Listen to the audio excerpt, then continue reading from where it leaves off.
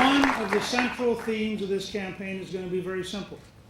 Barack Obama is the best food stamp president in American history. He has put more people on food stamps than any president in history. I would like to be the best paycheck president in American history.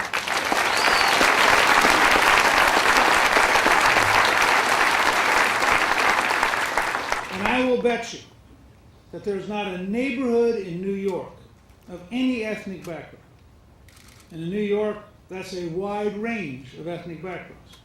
Not a single neighborhood in which a majority of parents want their children and grandchildren to have food stamps instead of paychecks. And I believe if we become the paycheck movement, we can unify all Americans to a scale nobody has done in our lifetime, behind the principle of let's go out and create jobs and cut through the red tape and get the job done.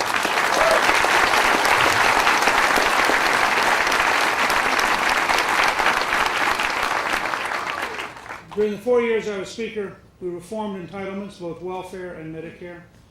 2 out of 3 people went back to work or went to school from the welfare program. We had the first tax cut in 16 years, including the largest capital gains tax cut in history.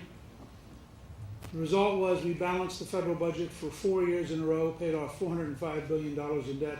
It is the only time in your lifetime that that's been done. And that was with a liberal Democrat in the White House, which is why you'll notice Clinton claims a fair amount of credit. He claims 90% of credit, and I claim 90% of credit, so we had like 180% achievement.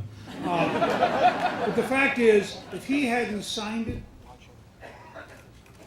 then it wouldn't have worked. And if I hadn't passed it, it wouldn't have worked. So it did take a bipartisan approach to get the country moving again. And I suspect we will try to create. Every Democrat who likes paychecks, we're going to welcome on board. Every Democrat who likes American energy, we're going to welcome on board. Every American who believes in the Declaration of Independence, we're going to welcome them aboard.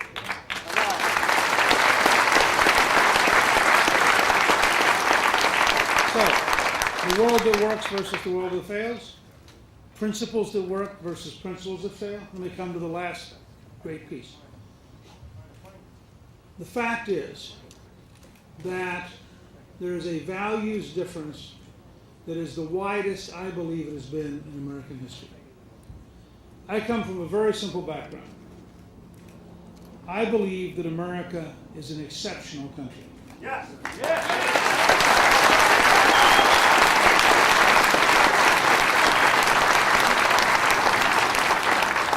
I don't believe that because you and I are better than anybody else in the world.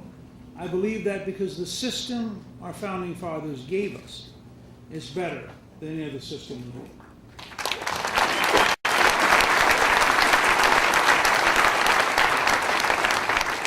The key to American exceptionalism is the Declaration of Independence. Yes. In the Declaration of Independence,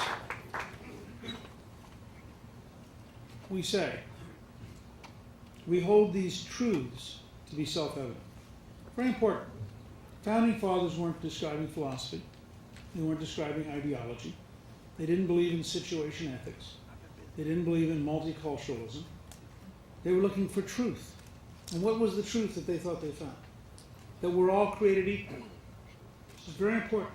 It's why Solyndra is wrong. It's why all the various efforts by this administration to pick winners and losers is wrong. Because when government picks winners and losers, by definition, you don't have equality, you have favoritism, and you have the wrong kind of approach. And in both parties, there's too much of that. Let me repeat, in both parties, there's too much of that.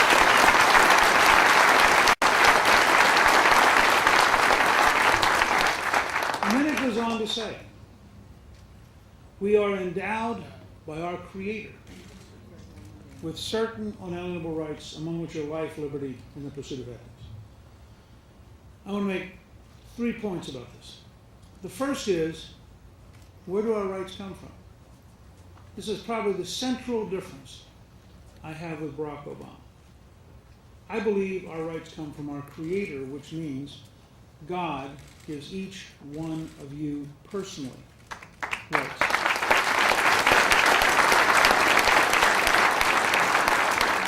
One of the reasons I really like the Tea Party movement is that people have gone back and studied the Constitution, the Federalist Papers, the Declaration of They've actually tried to understand what is it that made America so remarkable in the first place.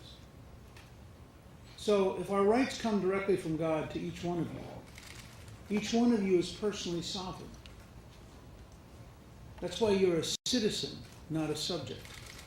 You loan power to the government. The government does not loan power to you. That's right.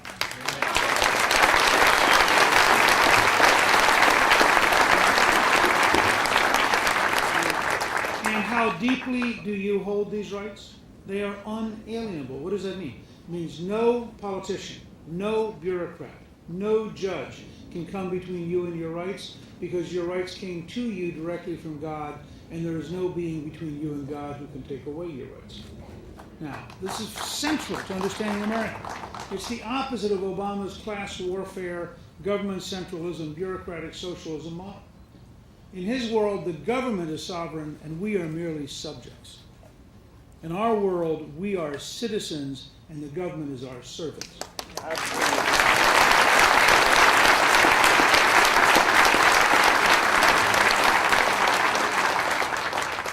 Among these rights are life, liberty, and the pursuit of happiness. Now, I want to make one brief point, which is that in the 18th century Enlightenment that this came out of, happiness meant wisdom and virtue. It did not mean hedonism and acquisition. The Founding Fathers believed that a wise and virtuous people could remain free forever, but that a foolish people would end up in a dictatorship. So there's a challenge here. One of the goals that I want to create for all of us is to understand, if we truly believe our rights come from our Creator, if we truly believe that every American is endowed with the right to pursue happiness, then how do we rethink every element of modern government so that the poorest people in the poorest neighborhood in New York City fully have a right to genuinely pursue happiness? And how do we communicate with them so that they come to realize that as Americans, they have every right, not a right to take from others, but a right to create, a right to work, a right to be responsible, a right to be engaged. And how do we get that message across in the poorest neighborhoods in a way that is effective and real? And how do we change institutions to encourage people to be involved in this? And I'm committed to thinking through and figuring out how we do this every way I can.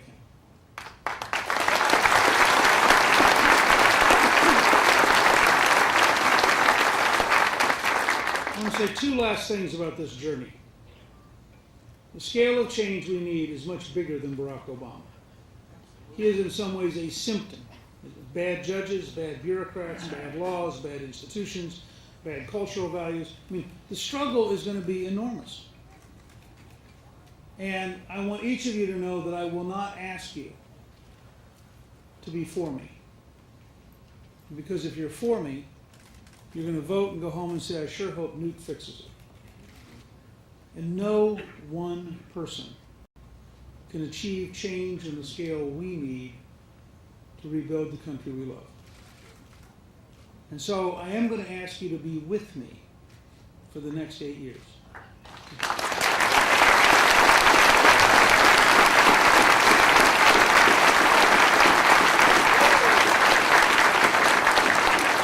I'm going to ask you to be with me at 3 levels. First, stand side by side to remind the Congress and the governor and the state legislature and the city council and the mayor and the school board. This is the new direction we're going in, and we hope you will go in it with us, or we are going to fire you at the next election.